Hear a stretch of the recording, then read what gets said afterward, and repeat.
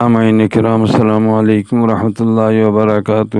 آج بروز جمعرات ہے، شعبان کی 23 تاریخ، 8واں مہینہ 1447 ہجری ہے۔ انگریزی کی 12 تاریخ 2واں مہینہ 2026 عیسوی ہے۔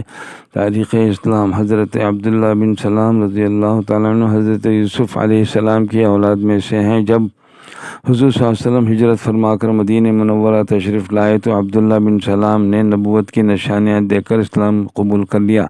آپ یہودی مذہب کے عالم تھے۔ یہودیوں کے تمام فرقوں کے لوگ آپ کے تقوی اور صلاحیت پر متفق تھے اور آپ کی تعظیم کرتے تھے۔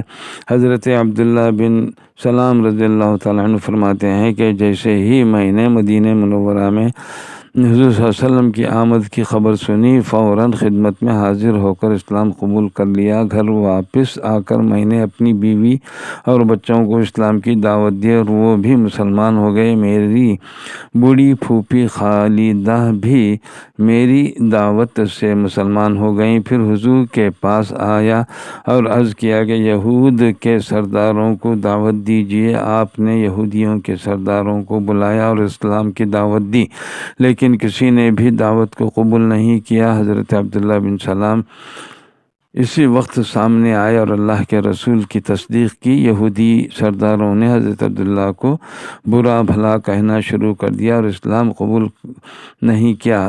حضرت عبداللہ بن سلام رضی اللہ تعالیٰ عنہ کا انتقال حضرت معاویہ رضی اللہ تعالیٰ عنہ کے زمانے خلافت میں 40 ہجری میں ہوا ہے۔ جان بوجھ کر نماز قضا کر دینا۔ مستدرک کی حدیث 1020 عن ابن عباس رضی اللہ تعالیٰ عنہ سے مروی ہے، اللہ کے رسول نے فرمایا جو شخص 2 نمازوں کو بلا کسی عذر کے ایک وقت میں پڑھے وہ کبیرہ گناہوں کے دروازے میں سے ایک دروازے پر پہنچ گیا ہے۔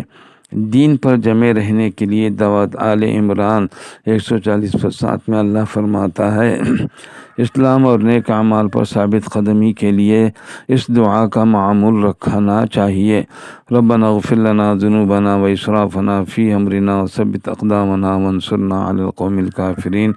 اے ہمارے پروردگار، ہمارے گناہوں کو اور جو ہم نے اپنے کام میں زیادتی کی ہے اس کو معاف کر دے اور ہمارے قدموں کو دین اسلام پر جمے رکھ اور ہمیں کافروں پر غالب کر دے۔ اللہ تعالیٰ کا ذکر کرنے والے مسلم شریف کے حدیث 6850 عن ابی ہریرہ رضی اللہ تعالیٰ عنہ سے مروی ہے، اللہ کے رسول نے فرمایا جب کوئی قوم اللہ تعالیٰ کے ذکر کے لیے بیٹھتی ہے تو ملائکہ ان کو گھیر لیتے ہیں اور رحمت ان کو ڈھانپ لیتی ہے اور ان پر سکینہ اترتی ہے اور اللہ تعالیٰ فرشتوں کے درمیان ان کا تذکرہ کرتا ہے۔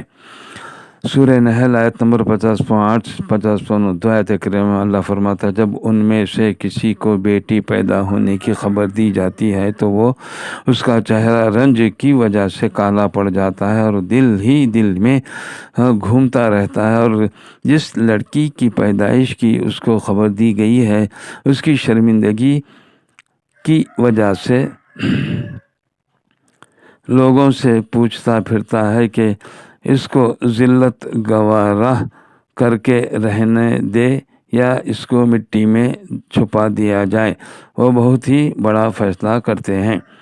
دنیا ایک دھوکہ ہے۔ سورہ انفطار آیت نمبر 6-7 دو آیتوں میں اللہ فرماتا ہے اے انسان تجھے اپنے رب کی طرف سے کس چیز نے دھوکے میں ڈال رکھا ہے کہ تو نے دنیا میں پڑھ کر اسے بھلا دیا، حالانکہ اس نے تجھے پیدا کیا اور پھر تیرے تمام اعضاء ایک دم ٹھیک ٹھاک انداز میں بنائے، پھر بھی تو اس سے غافل ہے۔ جہنمی کا جسم کیسا ہوگا۔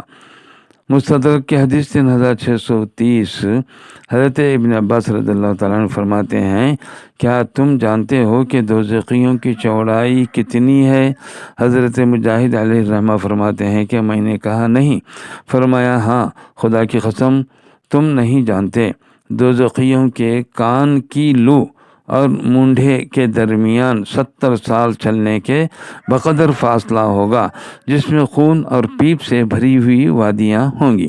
طب نبوی سے علاج، مریض کا نفسیاتی سائیکالوجی کا علاج ترمذی شریف کے 2080 پر 7 عن ابی سعید رضی اللہ تعالیٰ عنہ سے مروی اللہ کے رسول نے فرمایا جب تم کسی مریض کے پاس جاؤ تو اس کی موت کے بارے میں تسلی کی بات کہو، کیونکہ تمہاری یہ گفتگو اگرچہ اللہ کے فیصلے کو تو نہیں بدل سکتی مگر اس مریض کے دل کو سکون پہنچا سکتی ہے۔ ترمذی شریف کی ایک حدیث ہے 3509 عن ابی ہریرہ رضی اللہ تعالیٰ عنہ سے مروی اللہ کے رسول نے فرمایا جب تم جنت کے باغوں کے قریب سے گزرو تو خوب چرو۔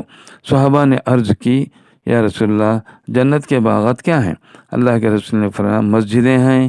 پھر صحابہ نے پوچھا چرنا کیا ہے؟ تو رسول اللہ نے فرمایا سبحان اللہ والحمد للہ ولا الہ الا اللہ واللہ اکبر کا ذکر کرنا، اس کو چرنے کے برابر کہا گیا ہے۔ وآخر دعوانا الحمد للہ رب العالمین۔ السلام علیکم ورحمۃ اللہ وبرکاتہ۔